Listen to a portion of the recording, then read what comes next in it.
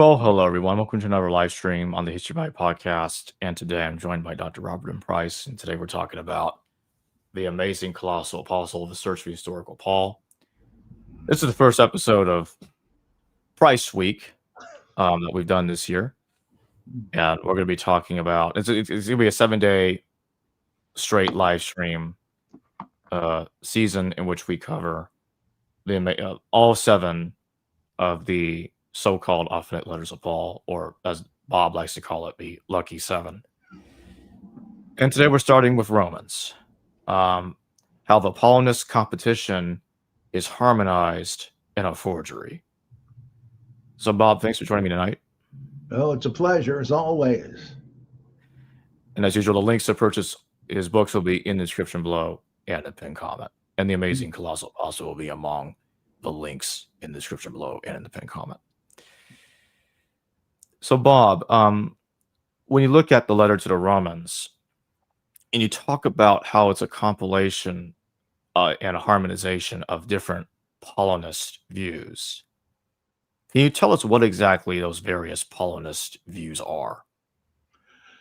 Well, for one thing, I think you can sort of neatly dismember the thing, and that's probably just the beginning. I'm sure, a lot more minute analysis can be done. But at first, I found myself convinced by J.C. O'Neill's commentary on Romans, where he points out that the first couple of chapters don't really have the same gospel propounded in the rest of the book. And that if you look at it by itself, it kind of looks like a Hellenistic Jewish synagogue sermon. They're right at the end, sort of to tack it into place in the letter, like after the salutation and opening, and then before you get on into more Pauline material. All right, just a second. Sorry. Okay. Let's see. It must be Commissioner Gordon again. Let's see. It begins. Well, just to read a little bit of it in one. Let's see if I can read the tiny numbers. 18, for the wrath of God is revealed from heaven against all ungodliness and unrighteousness of men, who by their unrighteousness suppress the truth. For what can be known about God is plain to them, because God has shown it to them. For his invisible attributes, namely his eternal power and divine nature, have been clearly perceived ever since the creation of the world in the things that have been made. So they're without excuse. For although they knew God, they did not honor him as God or give thanks to him, but they became futile in their thinking, and their foolish hearts were darkened. Claiming to be wise, they became fools and exchanged the glory of the immortal God for images resembling mortal man and birds and animals and creeping things. Therefore, God gave them up to the lusts of their hearts to impurity, in the lust of their hearts to impurity, to the dishonoring of their bodies among themselves, because they exchanged the truth about God for a lie and worshiped and served the creature rather than the Creator, who is blessed forever. Amen.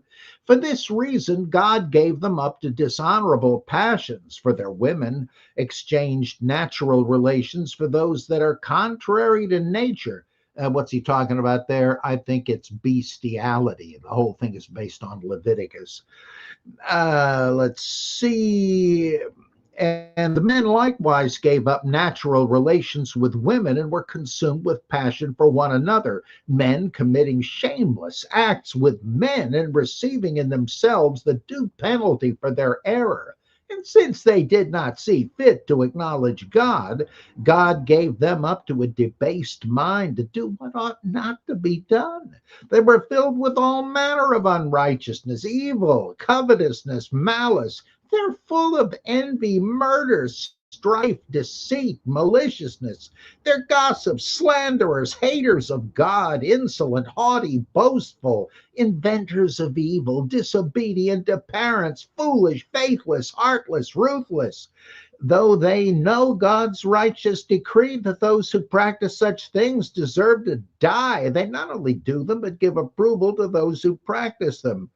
And so he says, you're without excuse. You know better. You should know better. You did know better way back at the dawn of time. But look what happened. You resorted to debased, phony gods who couldn't hold you responsible for better morality. And so your morality or behavior sank like a rock. It's no accident. Idolatry breeds this kind of immorality. So you're without excuse. But then he turns it to, do you, oh man, to 3, do you suppose, oh man, you who judge those who practice such things and yet do them yourself, that you will escape the judgment of God?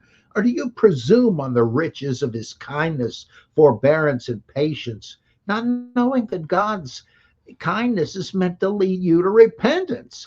But because your hard and impenitent, because of your hard and impenitent heart, you're storing up wrath for yourself on the day of wrath when God's righteous judgment will be revealed and everybody's going to get what's coming to them. And verse 9, there will be tribulation and distress for every human being who does evil, the Jew first and also the Greek. But glory and honor to and peace to everyone who does good, the Jew first and also the Greek, for God shows no partiality. Is this because of Jesus? We don't hear that note sounded yet. And again, who's he talking about here in verse 12 and following? For all who have sinned without the law, apparently Gentiles, will also perish without the law, and all who have sinned under the law will be judged by the law. For it is not the hearers of the law who are righteous before God, but the doers of the law who will be justified. Well, who's that? Just Jews who have the Torah? No. In verse 14, for when Gentiles who do not have the law by nature do what the law requires, they are a law to themselves, even though they do not have the Torah, basically the law. They show that the work of the law is written on their hearts, while their conscience also bears witness, and their conflicting thoughts accuse or even excuse them on that day when, according to my gospel, now this verse 16 is apparently the tack that suddenly makes it Christian.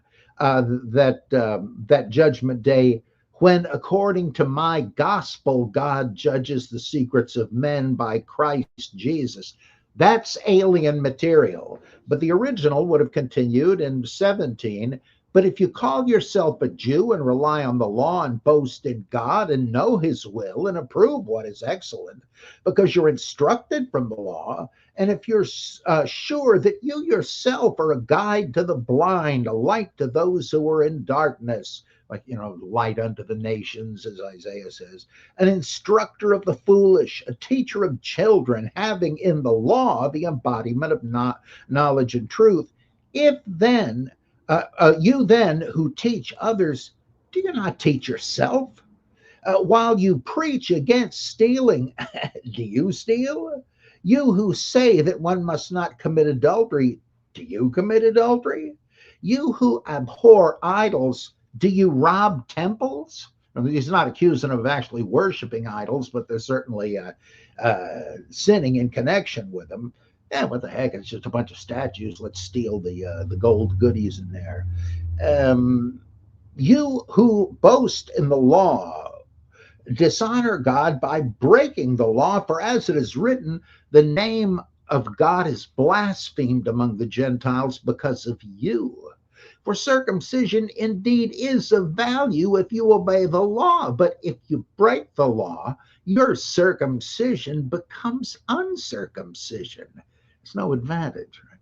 So if a man who is uncircumcised keeps the precepts of the law, will not his uncircumcision be regarded as circumcision? Then he who is physically uncircumcised but keeps the law will condemn you who have the written code and circumcision but break the law. For no one is a Jew who is merely one outwardly, nor is circumcision outward and physical, but a Jew is one inwardly. And circumcision is a matter of the heart, by the Spirit, not by the letter. His praise is not from man, but from God. Then he says, well, then why bother circumcising? And then he gets on into that. But you see, the tenor of this is not to say, well, sorry, Jews, even fellow Jews, you got the law, but it's not really going to do you any good because salvation is by grace through faith. He does not say that here. He's saying, no, those poor Gentiles, they're the noble pagans. They never heard of the Torah. And yet their conscience already knows what is right and wrong. And some of them live according to that. And God is going to save them. God is going to acquit them on the day of judgment. O'Neill said, what does this have to do with Paulinism? What role is there for faith in Christ in this? This just sounds like a broad-minded Hellenistic Jew saying to fellow Jews, we exalt ourselves over these poor dumb pagans. They don't even know the Torah. Well, you do know it. Do you live up to it? Because I've seen that some of them who never heard of the Torah are observing its precepts better than us. So enough of this. We're better than they are. That's a whole different shooting match from what we hear about in the rest of the book, right? All the stuff about Abraham and so forth. He didn't need the law either. He was kind of a Gentile in a way, but he did have faith in God. Now, that's a different thing here. Obviously, he doesn't think Abraham knew that Jesus was coming and all of that. But he did know that faith in God saves. You don't need to keep the law, especially since it hasn't been given yet. And so I have to say, I find O'Neill's interpretation convincing. Based on what we know from every other, at least supposedly Pauline source, this isn't his message, right? This is liberal Judaism, not any kind of Christianity. So right there, I would say someone has tacked on a Hellenistic Jewish synagogue sermon. Now, the next section, which I will not read, just some section headings that spell it out. God's righteousness upheld in chapter 3. No one is righteous. The righteousness of God through faith. The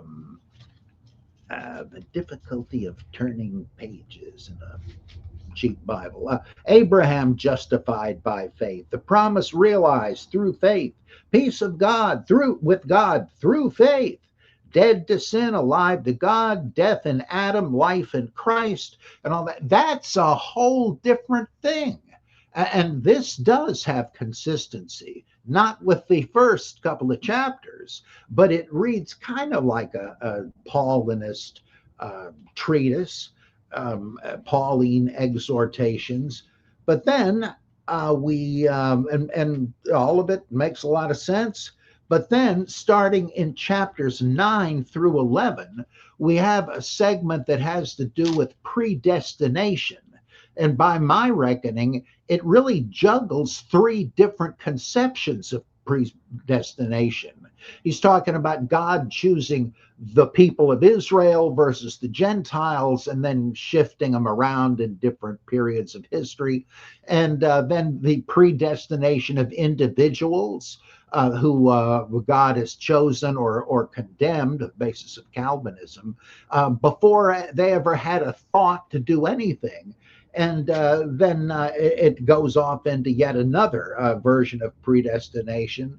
And then he gets into the remnant of Israel and how this fits in with Christianity. Here, by the way, and I'll let you get a word in edgewise in a second. He deals with the problem of why Jews en masse have already refused the gospel. Now, that seems to me a whopping big clue that this is not written in the lifetime, as we usually date it, of the Apostle Paul. During the time he was ministering, according to Acts anyway, it could not have been clear that, well, Jews are not coming to our banner. And what are they, all damned? And that's the basis for this debate you find here and in Thessalonians. Well, has God washed his hands of his chosen people? I guess so. No. Paul says, you don't see the big picture.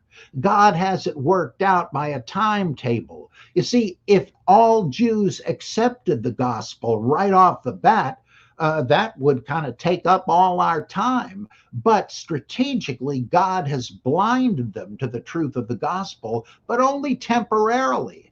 He's not done with them. He's got a timetable. All the appointed Gentiles will be saved. And again, predestination figures into that, which Gentiles, but nonetheless, the Gentile period, what Luke calls the times of the Gentiles, that will be completed when the last Gentile is converted. And then what do you know? Jews will see this and say, we thought that Jesus was a deceiver and a false prophet, but look at this. Somehow he and his followers have managed to turn loads of these pagans into worshipers of the God of Israel. Maybe there's something to this. You can hardly say Satan created this. It can't be a false prophet who convinces pagan polytheists to worship Jehovah. Maybe we were a bit hasty, and then they're going to come right on in. And that, once it fulfills the whole appointed number of believers, that's it. You've had your chance, and the apocalypse begins. That's, is that the real Paul? Oh, that's complicated because, at least the way I read it, you have different perspectives. It looks like somebody has just taken different tractates about predestination and just slapped them together. Well, they're all about the same topic. Let's just put them together. Marcion's text didn't have this. And it's interesting that it refers to Jews as Israel in these 3 chapters, but as Jews in the ones before and after. So that makes that seem like it's part of a different source, maybe 3 different sources. And then you get chapter 12, which, as O'Neill calls it, is a pile of someone's pieces of advice. And this stuff sounds kind of like the Sermon on the Mount. And this is terribly embarrassing to those like James D.G. Dunn, whose work I greatly respect otherwise, who said that, yeah, this does sound like Sermon on the Mount stuff. Don't be overcome by evil, but overcome evil with good.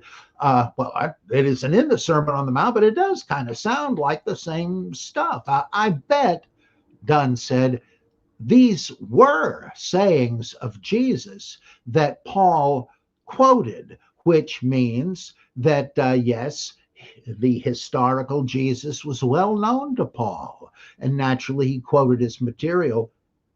But then why didn't he say Jesus said it, right? If you want to drive home the authority of this teaching, they're spoken by the Son of God who rose from the dead, and you're not going to give him the credit? You're just saying it as if you coined it? Well, yeah, maybe that's exactly what happened.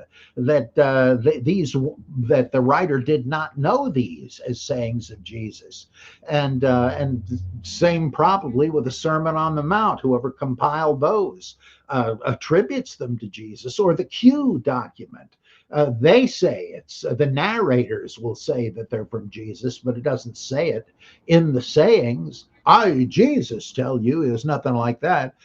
So there again, this bears in an unexpected way on both the fragmentary character of Romans and its nature as a kind of a scrapbook. But also on the historical Jesus question. If the teaching of Jesus was well known from the start, why the hell doesn't anybody quote it? And so there's interesting stuff here. Was this by the same author or something else? And then it goes on, and you like to jump to the end. Chapter 16 appears to be a letter to the church in Ephesus. It's addressed to, it mentions Priscilla and Aquila as among the addressees. They were not, well, they left Rome and wound up in Ephesus or nearby.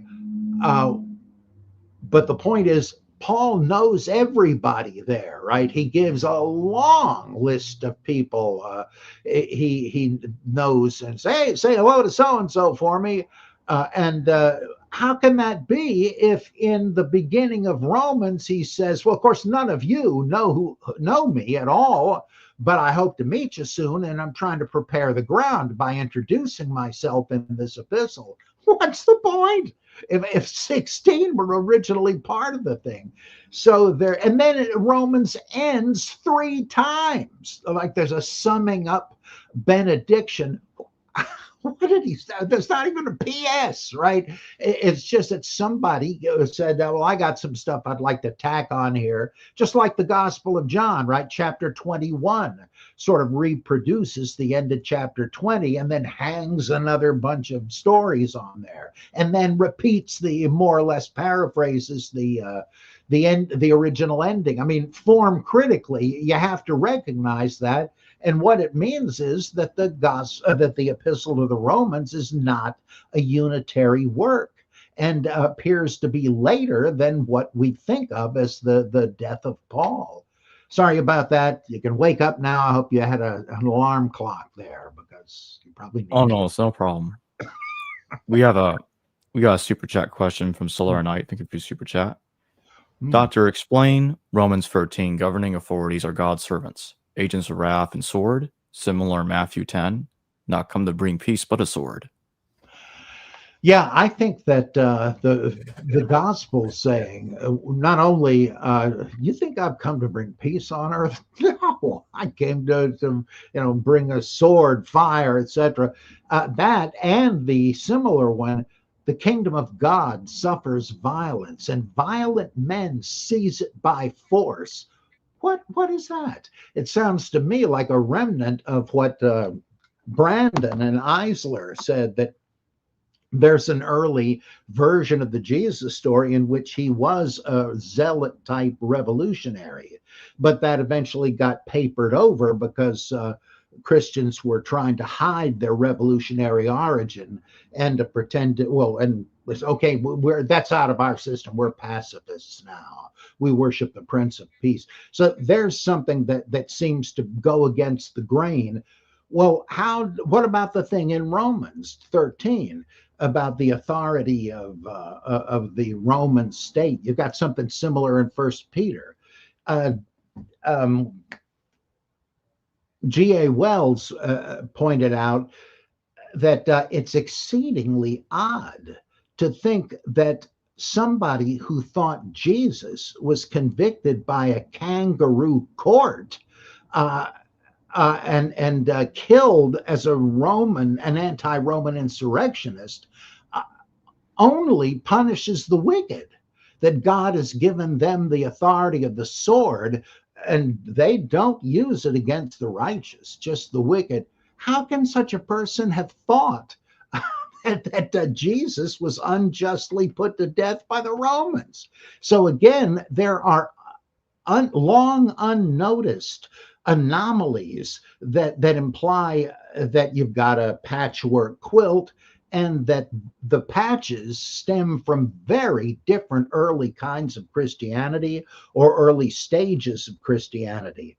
Now, Winsome Monroe, in a great book called Authority in Paul and Peter, goes into great detail and persuasively shows that this passage and several others, the so-called Haustafeln, the household codes, where it says, slaves, obey your masters, children, obey your parents, parents, don't be rough on your children, obey the king, pray for the government, and all that, that all of this stuff is what she called a pastoral stratum.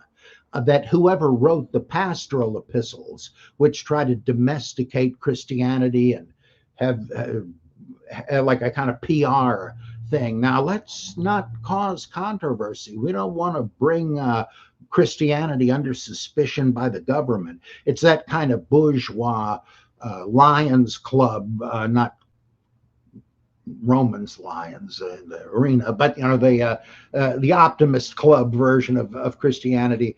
That same redactor, or whatever you want to call him, is responsible for this pastoral stratum.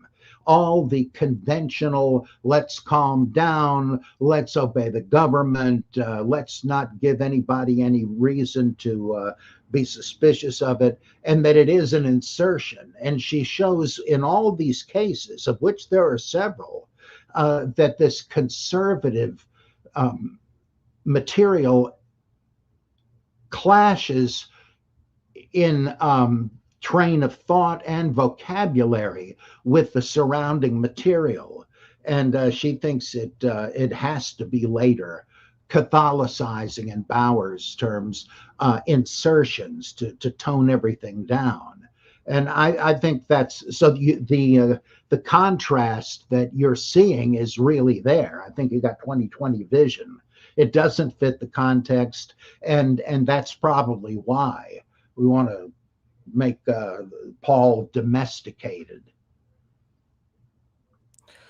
Can you talk about the hints in Romans that you've seen that talk about essentially the hint that it was written after 70 AD? That's aware of the temple being destroyed.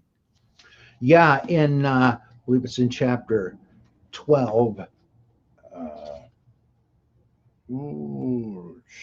see.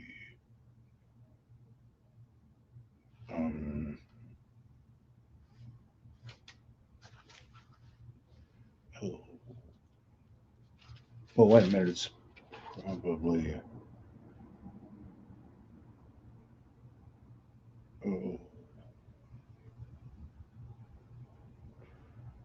Oh boy, sorry about this. It's all right.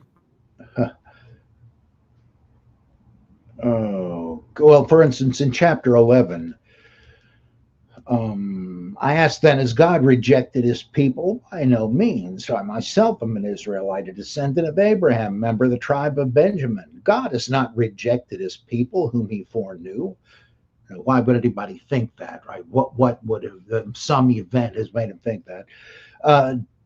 Do you not know what the scripture says of Elijah, how he appeals to God against Israel? Lord, they have killed your prophets. They have demolished your altars. Hint, hint.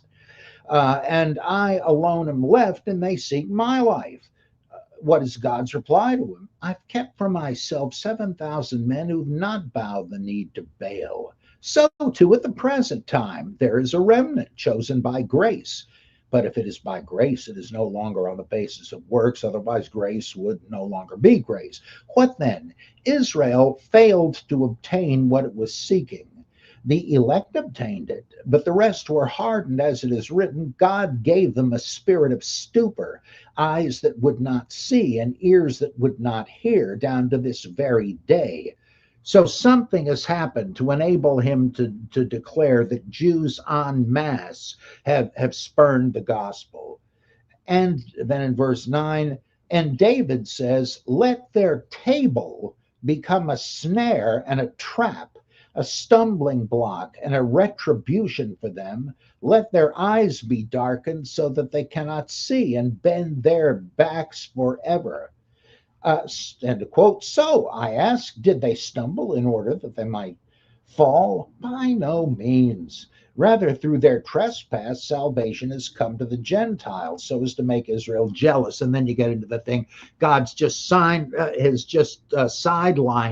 his ancient people, making them not see the truth so he can get busy with the Gentiles. And when they're done, he'll snap them out of it. Well, that says, on the one hand, that Jews appear to have completely rejected Christianity, something that could not be evident in the time of Paul. And secondly, the quotes he picks about the destroying the altars and their table. What table is that? The dinner table? No, of course, it's the altar in Jerusalem. That's become a snare to them. It just seems to me like, poking them in the ribs. You know what I'm talking about here.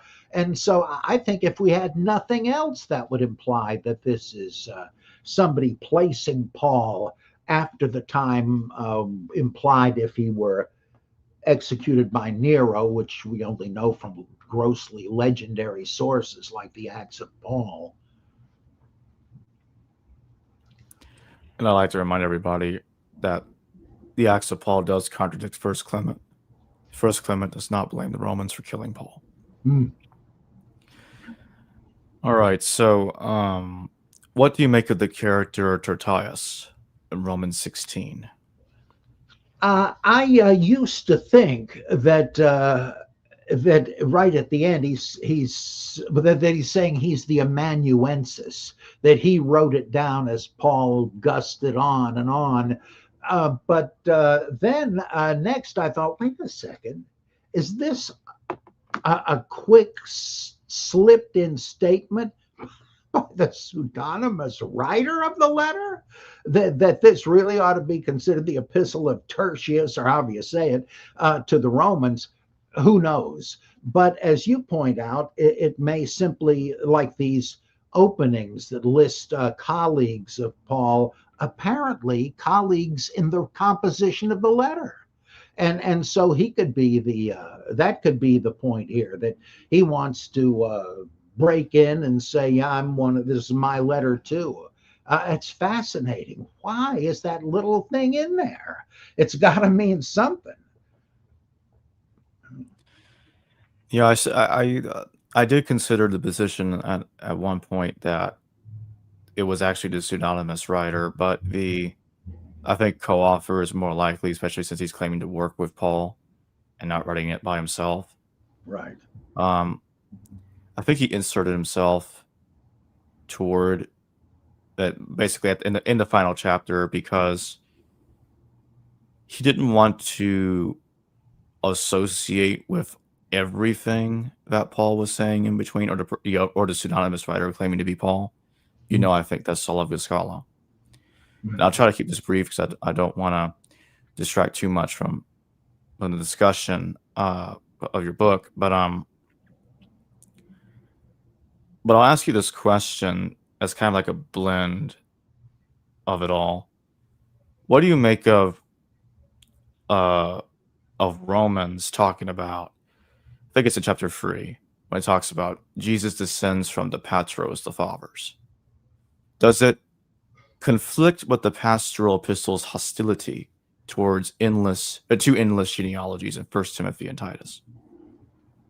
You mean chapter 1, 3 through 4? It's in chapter 3. There's a statement in chapter 3 that kind of elaborates on the beginning of Romans chapter 1, where it talks about Jesus descends from the fathers. Like Jesus, it's like he's claiming he saw a genealogy of Jesus. Let me find the exact passage. Let's see. Chapter 3. Okay, let's see here.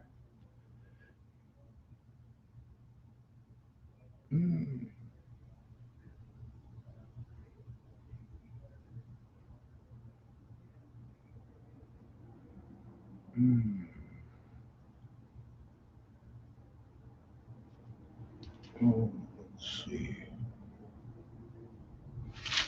Actually, I was looking at the wrong chapter. It's Romans 9:5. Whose are the fathers, and of whom, as concerning the flesh, Christ came? Yeah, yeah, yeah. I happen to be looking at the English Standard Bible. Oh, well, in verse 3, for I could wish that I myself were accursed and cut off from Christ for the sake of my brothers, my kinsmen according to the flesh. They are Israelites, and to them belong the adoption, the glory, the covenants, the giving of the law, the worship, and the promises. To them belong the patriarchs, and from their race, according to the flesh, is the Christ, who is God over all, or you can translate that other ways, blessed forever. Um, yeah, yeah, it would seem like he's saying he is ethnically an Israelite, and but Yes. he doesn't really go into a genealogy. He just says he's Jewish. Well, it sounded like he said fathers, so like he was emphasizing the patriarchs. But I do think it tracks Romans 1:1-3, Jesus being the son of Well, the yeah, descendant of David. yeah. This Yeah, you with the would say so. You would say that does contradict First Timothy and Titus. well, it depends on whose genealogies are in view there. Some Well, that's think, true. I have wondered if the genealogies were like a criticism of Old Testament genealogy lists, or than necessarily being Jesus. also it's possible that it's priestly genealogies, or even people that claim to be the blood relations of Jesus. We're told that there was this group called the heirs, who I guess were also called the desposunoi, the Lord's associates, whatever, who they like that James and Simeon and so on were authorities in the church. And so that when Jesus was gone, James the Just took over, and when he was killed, Simeon Bar, what the hell's his name? Cleophas? Cleophas, yes, he took over, and then later on, a couple of his further descendants were hauled before the emperor because they felt, well, these guys are in the royal line of their Messiah. I wonder if they're troublemakers. And they just turned out to be a couple of hillbillies and said, oh, these guys, it's like Jethro Bodine here, get them out of here. But that shows that, and I think Julius Africanus says something about this, that these people showed off their genealogies to say, you see, we're of the royal house of Jesus, so you should listen to us. And it could be that it's that. But Schleiermacher thought that originally the reference was to the genealogy of the Gnostic ions proceeding from the Pleroma, because the pastorals do seem to be arguing against, or at least condemning, Gnosticism and Marcionism because of this business. Don't be fooled by gnosis, falsely so called, the antitheses like Marcion's contradictions between the Old and New Testaments and all that. So it could mean that I'm not sure what the significance would be if there is a dig against Jesus's supposed genealogies, which are obviously false.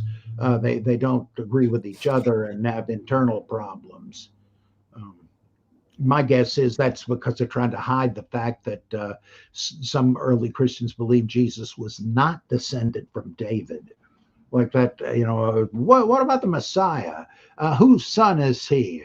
And he says, why do the scribes say that he's the son of David? He couldn't be, because David wrote Psalm 110, and he refers to the Messiah as his Lord. Well, that had never happened. David would never refer to his descendant, no matter how regal and powerful, as his Lord. So that certainly implies Jesus is shown saying that not he, because he doesn't identify with the Messiah, but that the Messiah, whoever he may turn out to be, is no Davidic descendant. So that was a kind of Christian, maybe a Galilean Christian, I don't know, argument against Jesus' genealogies. That would be my guess. You're saying, oh, come on, you're fabricating them. Like, look, why are there genealogies ad nauseum in Chronicles? What's the point? And are they real genealogies? Who knows about the second? But the reason for them being there is they're credentials for certain priestly houses. You see, we got the goods. We didn't just appoint ourselves. We go back in a long line. Did they? Or could they even know at the time? So whenever you see a long genealogy, including Luke's and Matthew's, they're trying to say, hey, now, wait a minute. Jesus was a Jew, contrary to what some say, and he was descended from David. Let's get that straight. Well, you didn't get it straight because Luke differs from Matthew. So tough to say, but I kind of think Schleiermacher might be right, that he's not talking about human genealogies, but who knows? Like Valentinus. Solar Knight, thank you for your super chat. What is a harmonized forgery?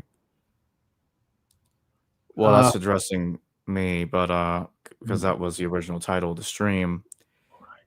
Well, what I meant by that is writing a letter in Paul's name with different viewpoints being harmonized by pseudonymous writers. Would you agree with that, Bob? Yeah, because I think O'Neill did believe there was a Pauline core to it, but if you follow his theories about the first few chapters and then look at various other people's theories, you get the idea that, like von Manen said, the whole thing, and this is true of all the epistles, is a patchwork quilt. My teacher, Darrell Dowdy, of blessed memory, said that if you look at any commentary on any Pauline epistle, you notice that the whole thing is harmonization. They're trying to say, now, wait a minute, how does passage B follow from passage A? What's the train of thought? And there really isn't one often. And so they try to make up some kind of logic that probably distorts the point of what you do actually have stated. Oh, well, it didn't mean this, what it looks like it meant. In light of the other passage, it must mean something else relevant to it. And this mischief makes it impossible to understand. Oddly enough, concluding that it's incoherent because it's just a mosaic of ill-fitting tiles is understanding it. I mean, if it's it's just like a whole bunch of fragments pointing in different directions, you're doing the text and yourself no favor by trying to force them into a coherent thing. Good luck with the Sermon on the Mount. Most scholars accept that. They say, well, this isn't a sermon given on one occasion. Even if this is only 2 or 3 minutes worth that you could read, nobody could remember such a thing after it was over. Right? This has to be a literary composition. And because it is, there's no clear direction of logic in it. Well, we recognize that with the various parts of the Gospels. Sometimes it's just catch words that different little pericope are about different things, but they happen to include the same thing, like little ones, infants, young disciples. They're not really the same thing, but it's kind of like a way of organizing it if you don't have anything but fortune cookie sayings. And so we sort of accept that with the Gospels because of form criticism, but people are slow to see that in the epistles, because if that's what they are, you are not dealing with epistles, and who knows who wrote the various pieces. So I think that's the reason for the difference. And when you realize, yeah, it is a bunch of patches, you do understand the text, but of course nobody wants to, because they want it to be coherent treatises that they can understand and obey right? They want to be able to believe what Paul, the great apostle, is teaching. But suppose you can't tell what the hell he's teaching because it's not one guy and it's going off in different directions. Like First Corinthians, holy mackerel. Every chapter that flips around to refute the one before it. But, geez, I get on a soapbox here. I can't control myself. Oh, it's all right. We got a super chat from Aries Aurelian. Thank you for your super chat. Did Marcion invent Paul? Some think so, but I like the way Ehrman put it. He thought that the historical Paul was Simon Magus, but that the inventor of the literary Paul was Marcion, that Simon didn't write any epistles, but Marcion, who I argue in The Amazing Colossal Apostle could or should be understood as a kind of second generation Simonian, and as rigorous as he was lax compared to Simon. And I try to explain how they differ and why we ought to think one was the disciple of the other. I forget what the original question. Oh, was Marcion the inventor of Paul?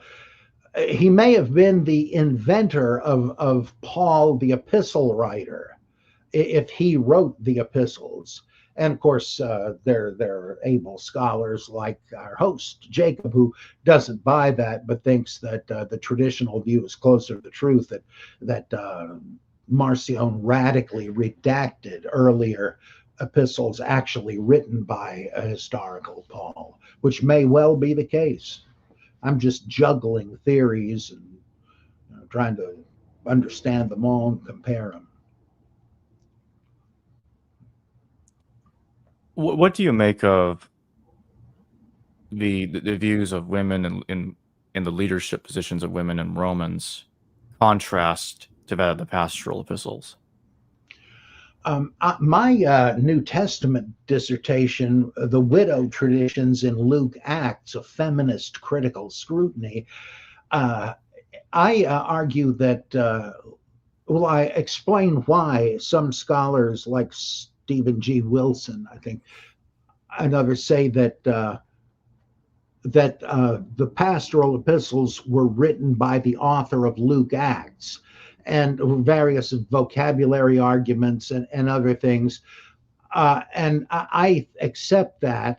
And I was trying to show in that book that, contrary to what people like to say, that, oh, Luke was the great friend of women and the advocate for women's ministry. Look at all the pious women that are characters in Luke and Acts. And I say, no, you're missing the point. Luke is trying to stop women's ministry. And you can really see that in the pastorals, right? Hey, I don't let women teach or to take authority over men, or as Catherine Krieger interprets, I don't allow women to teach that women authored mankind, that Eve created Adam, as it says in one of the Gnostic versions of Genesis. But it's very clear. Let's have done with the consecrated widows and the communes that wealthy benefactresses support in their lavish homes. No. From now on, let it be just a geriatric care arrangement. The women should not minister teaching house to house. They're easy marks for heresy. You're just asking for trouble. And after all, who was it who was deceived by Satan? It wasn't Adam. Oh, no, it was Eve. Oh, boy. He really doesn't like them. And when you, in light of that, look back at Luke and Acts, you realize there's this pattern in the nativity story. Anna, a prophetess who's being introduced as an especially holy oracle, prophesies about the infant Jesus but it doesn't tell us what she said. But then it brings in another guy who's a temple prophet, and he starts talking about the great future of Jesus, the Redeemer, and all that. It seems obvious that Luke has taken it from Anna and transferred it to a guy. Or when in Acts 20, I think, 20 or 21, Paul and his buddies come back to Palestine, and it says that they met up with Philip the evangelist and his prophesying virgin daughters. They surely we're going to hear something from them now. Otherwise, why introduce them that way? But we don't. But what we do here is suddenly Agabus turns up. Last time we saw him was during the famine predicted in Jerusalem. But here he is way over here suddenly with no explanation how he got there. And he prophesies about Paul's coming arrest and so forth. It's obvious that originally it was the prophesying daughters, not Agabus. And so he's taken stolen the thunder from the women. And there are other less obvious examples, but once you see this, you begin to notice things about them. So I think that the pastorals are against women's ministry, but there is evidence in amid the supposedly authentic Pauline epistles that he knew of women's ministry and didn't think there was a problem with it. He certainly esteems Priscilla as a teacher, just as Acts does, but even in the Western text, Aquila is given priority over Priscilla, unlike the Alexandrian. But they mention Andronicus and Junia, noteworthy among the apostles. What? Some say, well, must have been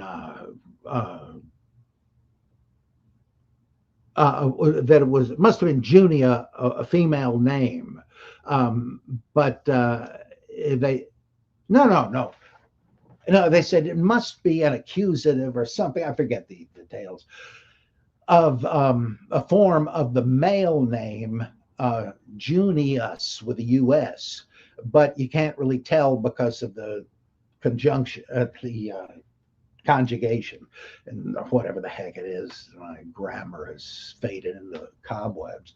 And they said that it had to be Junius with a U, which would have been a short form of Juniatus. Well, as it happens, among the many, many, many Roman names attested all over the place, there is not a single Juniatus. And whereas there's plenty of women named Junia. And so if the vocabulary means anything, Paul is talking about a male and a female team of apostles, and that they were great apostles, noteworthy among the apostles. And the chapter 16 is a letter of recommendation for what the heck's her name?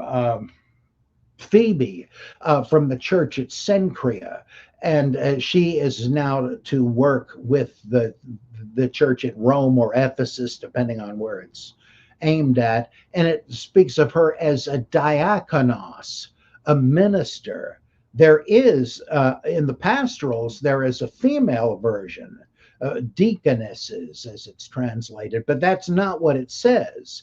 So apparently you have Junia and Phoebe at least just mentioned without any fanfare or controversy in Romans 16. If that's Pauline, I guess it would be relevant. In chapter 10 of 1 Corinthians, the author, presumably Paul, I don't know, says that women can indeed prophesy in the Christian assembly, but if they're if they are married, they need to have a veil on their head to symbolize the authority of their husbands. But prophesying virgins apparently do not, because they're not under the authority of a man, and like Moses, they reflect the glory of God directly. And then in supposedly that contradicts what you find in chapter 14, where it says that women shouldn't speak in church. If they want to know something, let them wait and ask their husbands when they get home. Well, some say that's a contradiction. Actually, it's not, because he's not talking about inspired prophetic speech there. Explicitly saying, what did he say, Gaius? What did you catch that? And so on. It's not prophesying. So women who were ordained, you might say, as prophesying virgins, they could minister in church, but by the time of the pastoral epistles, that's out, because they're afraid they're going to start spouting Gnosticism, as Kroger suggests, that they're teaching this Nag Hammadi type stuff. So there is evidence for a Pauline endorsement of women in the ministry. For my final question, what do you make of my suggestion that Tertius could be the reason why Romans is okay with women and the pastorals are not? Could this be co-authorship? Could this be divergence in authorial views? Because in Romans, it's co-authored, much like what we see in Philippians and Colossians, which we'll no doubt discuss again when we get to the letter to the Philippians, that in Philippians and Colossians, they both talk about a divine Christ, a heavenly Christ. And he's manifesting in the flesh as a man, which contradicts the idea that he was born. It was kind of like a conflict with that, because instead of just becoming a man, you see in Galatians, Jesus is born of a woman, and there's links that are emphasized in Romans about Jesus descending from David. So anyway, to come back to the woman thing,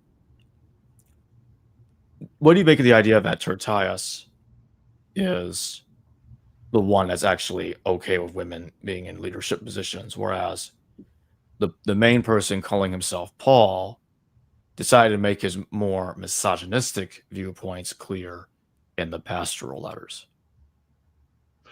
Well, it depends on who you think was a pseudonymous author, and which one might actually have been Paul, or if you have two different pseudonymous so-called Pauls. It's sort of independent of who you think the two authors were. But if there were two authors, whether one was Paul, the actual Paul, or not, you still could easily say, well, you have two different Paulinists here with different views. And I think the pastorals seem to belong to a later period of church governance, and so it would seem to fit in the pattern of sectarianism, where new religions begin with egalitarianism. It's the spirit that matters, not the flesh. And so no matter what race you are, Jew or Greek, barbarian or Scythian, whatever, or male or female, doesn't matter. We've got the spirit, and that's who speaks in us. Then later on, the new religion, with its radical stance, starts to accommodate and assimilate to the broader culture from which it once seceded, and it begins to morph back into the standard suburban church type of thing, and you start getting, I don't know if women ought to be ordained or not, let them stay in the kitchen. So it seems to me, if the pastorals are later from that kind of setting, then they're more likely to be trying to end women's ministry. But if the if the other ones are earlier, then they may have still some of the sectarian nonconformism in them. Whether Paul wrote any of them. The way I look at it is it's like it's like First Corinthians and Galatians to me, whereas one letter where it's saying that he got it from men, and another letter where he says he didn't get it from man, he only got from the Christ. That's how I see those contradictions, is that we got viewpoints of co-authors, and we're getting the prime pseudonymous author, the one that's calling himself Paul, giving more of his actual single author views in Ephesians and the pastoral letters. And I think that Ephesians kind of explains the conflict among the other two so-called Deutero-Pauline letters, Colossians and Second Thessalonians. It's like why do First and Second Thessalonians contradict each other a lot? But we'll save a lot of that when we discuss those other letters soon enough. But we do have another super chat that I want to take before we close. John Macker, 6490. Thank you for your super chat. What kinds of theories have you come across concerning Paul's sexuality? The only one I know of is what John Shelby Spong argued in Rescuing the Bible from Fundamentalism, that Paul was probably gay because he says that he had a thorn in the flesh that no matter what he did, he could not banish. And he says, well, based on Jewish ethics, he probably had a besetting sin of homosexuality and regarded it as a sin, but just couldn't stop himself. And he said, now, another reason for thinking he was gay was his negative attitude toward women. And Spong took a basically conservative view of Pauline authorship of the epistles. And so the stuff, I don't allow women to teach, etc., he said, that's just this catty, gay, anti-women stance, which strikes me as a kind of an invidious stereotype. But I just think that it's a very flimsy case. And that if anything, he probably was, well, he says he implies he was kind of asexual, just not interested in sex. And he says, I wish everybody was like me, but, I'm willing to forego that. I have every right as an apostle to have a wife to travel with me, but I don't do it because, of course, a husband has duties to his wife, and his Christian calling doesn't obviate that. So, and this is a perpetual problem with Protestant ministers, cheating. Which one are you really going to pay attention to, your wife or your congregation? And so Paul said, if you're married, you've got marital duties. But if you're not, you're free to serve God with all you've got. And ideally, I wish everybody would do it, but of course, that's not for everybody, very broad-minded. I think that's all that was going on. That he, if anything, was just kind of non-sexual. He was much more, heavenly minded or otherworldly minded than that kind of to be sexually interested even. Or maybe it was like Origen, right, who made himself that way by self-castration, as some early Christians did, and that's mentioned in Matthew, of course. There's some men who are born eunuchs. Others are made eunuchs by men, castrated. But some have made themselves eunuchs for the sake of the kingdom of heaven. I guess to serve it or to get into it. We don't know. But he says, and the disciples say, holy mackerel, if that's the case, it'd be better not to get married to begin with. And he says, well, not everybody can accept that, but if you can, you should. And it seems to me Paul was one of those who felt, sure, yeah, that's the way I want to go. Wasted time on, have you watered the lawn? No, that's fine for homeowners, but now I got more important things to do. So I don't think it was even an issue with Paul. There's a point that I forgot to mention earlier when I was talking about Romans being in conflict with the pastoral epistles on women.